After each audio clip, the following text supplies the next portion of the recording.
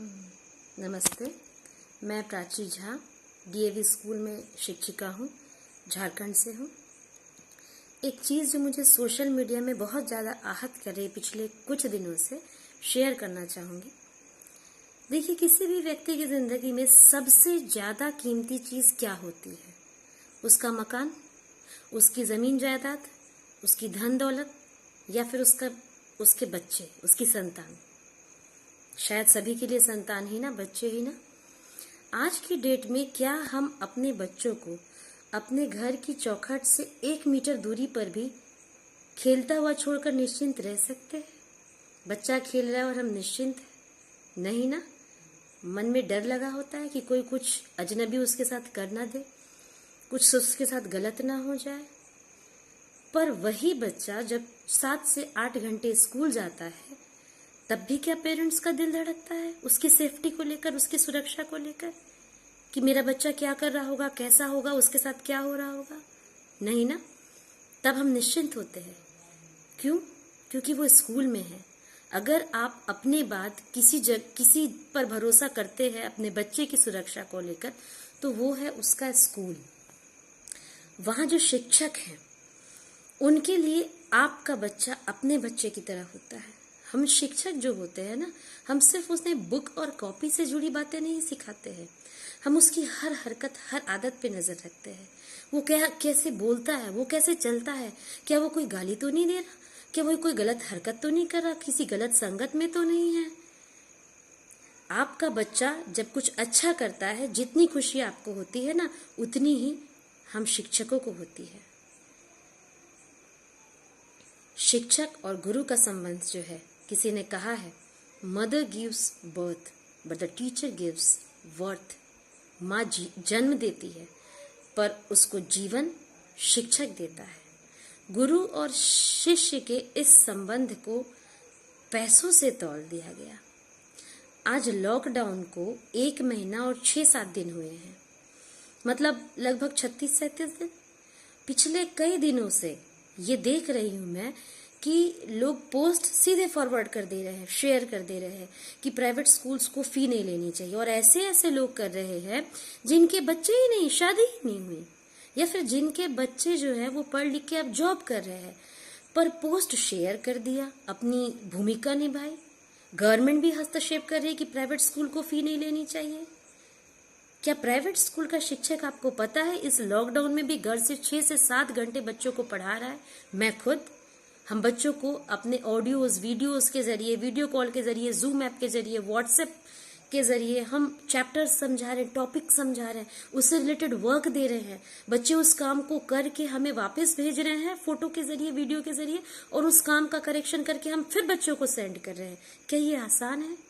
इतना ही नहीं, मेरे अपने क्लास के बच्चों को तो मेरे बच्चे योगा कर रहे हैं, घर के काम में माँ बाप का हाथ बटा रहे हैं, वो बच्चे काढ़ा पी रहे हैं। कोरोना से लड़ने के लिए मैं उन्हें मजबूत कर रही हूँ।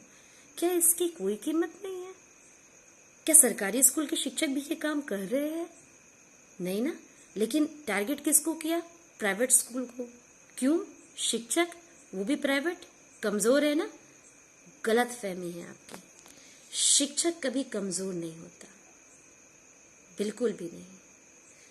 कितनी सुनामी आ जाए, भूकंप आ जाए, बाढ़ आ जाए, बड़े से बड़े बिजनेसमैन के बिजनेस को बहा सकती है, लेकिन हम जो शिक्षक है ना, हमारी विद्या को कोई नष्ट नहीं कर सकता है।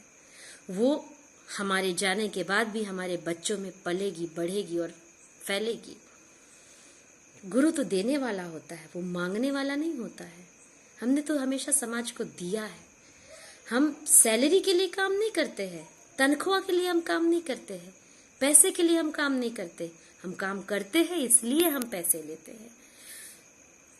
एक बात मैं आपको बता दूं कि अगर प्राइवेट स्कूल की फी नहीं भी दी गई, सरकार ने भी रोक लगा दी, कोई भी शिक्षक भूखा नहीं मरेगा और ना ही किसी के आगे हाथ फैलाएगा।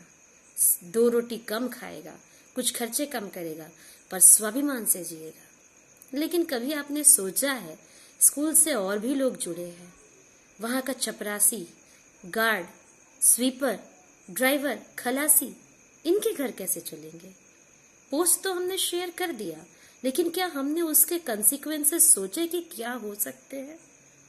इसलिए मुझे ये लगता है कि हमें जहां हमारी पहुंच नहीं है, जहां हमारा नियंत्रण नहीं है, उन मुद्दों पे हमें बिना सोचे समझे शेयर और फॉरवर्ड नहीं करना चाहिए। जो एजुकेशन है वो हम बच्चों को दे रहे हैं, उनका सिलेबस हम बढ़ा रहे हैं, वो काम हम करेंगे ही। फिर जो मुहिम है वो प्राइवेट स्कूल के लिए क्यों? क्योंकि कमजोर समझा है, ये हड़ताल नहीं कर सकता, प्राइवेट स्कूल का स्टाफ जो है वो धरने पे नहीं बैठ सकता, विरोध नहीं कर सकता। ये गलत है। हम फिर भी जिएंगे, हम और मजबूत होके आएंगे। ये वीडियो मैंने फी मांगने के लिए नहीं किया है। ये वीडियो मैंने इसलिए शेयर किया क्योंकि मेरी भावनाएं आहत हुई हैं। मैं अपने काम को अपनी आत्मा से करती हूँ। बच्चों को सिखाना मेरा प्रोफेशन नहीं है, वो मेरा पैशन है। इसलिए मेरे जैसे करोड़ों शिक्षक होंगे, उनकी भावनाएं आहत होती हैं। जो सरकार का काम है वो सरकार को करने दीजिए। हमने बहुत जगह फ्री में पैसे दिए हैं। मोबाइल हम रिचार्ज कराते हैं ना। हम 1 महीने का रिचार्ज कराने के लिए अब ज्यादा पैसे देते हैं और 30 की जगह 28 दिन का रिचार्ज अब ले रहे हैं। मतलब महीने जो 7 है 31 वाले, वहां पर 3-3 दिन का पैसा हम बचा रहे, एक्स्ट्रा दे रहे हैं। और जहां 30 के महीने हैं 5 महीने, वहां हम 2-2 दिन का, मतलब लगभग 31 दिन का पैसा हम मोबाइल कंपनियों को फ्री में दे रहे। पर वहां हमने आवाज नहीं उठाई। नानी के घर जाते हैं, वैकेशन में जाते हैं, 1-1 महीने हम घर पे नहीं होते, लेकिन हमने कभी केबल वाले के पैसे नहीं काटे कि भाई हम तो थे ही नहीं, हमने तो टीवी देखी ही नहीं, फिर किस बात का पैसा दे। लेकिन हमने टारगेट किसको किया? एजुकेशन सिस्टम को। बहुत आहत मेरी भावना हुई, इसलिए मैंने ये वीडियो बनाया। ये कोई फी वसूली का वीडियो नहीं है, ये मेरी भावनाओं की अभिव्यक्ति है। अगर इससे किसी को ठेस पहुंची हो तो मैं क्षमा प्रार्थी हूँ। जय हिंद, जय भारत।